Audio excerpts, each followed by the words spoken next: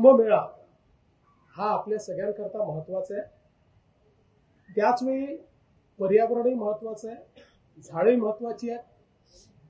आणि मी असेल, शिंदे साहेब असतील किंवा अजितदादा असतील, कोणाचंच हे मत नाही की अशा प्रकारची झाडं तोडली गेली पाहिजेत.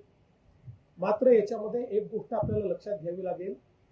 प्रयागराजचा कुंभमेळा ज्या ठिकाणी होतो तिथे 15,000 हेक्टर जागा आहे आणि आपला कुंभमेळा ज्या साधुग्रामला चक्कानुचक्क होतोय तिथे फक्त 300-350 एकर जागा आहे. 15,000 हेक्टर आणि 350 एकर. आणि ही जी काही झाडं आहेत, आपण जर 2015-2016चा गुगल मॅप बघितला त्यातलं कुठलंच झाड आपल्याला दिसत नाही.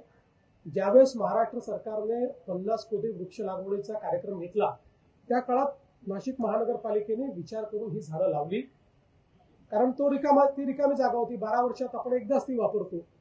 आता ज्यावेळी तिथे साधुग्रामचा विचार झाला त्यावेळी साधुग्राम तिथे तयार करता येत नाही, कारण डेन्स अशा प्रकारची झाडं झालेली आहेत. आणि म्हणून आता हा प्रश्न निर्माण झालेला आहे. आता त्या संदर्भात मार्ग काढून कमीत कमी त्यातली झाडं कशी आपल्याला कापता येतील किंवा कापूच नाहीत, जी काही थोडी बहुत रिप्लांट करता येतील ती रिप्लांट करावी, जास्तीत जास्त झाडं वाचवावी, अजून काय अल्टरनेटिव्ह आहेत, अशा सगळ्या गोष्टीचा विचार आता त्या ठिकाणी चाललेला आहे.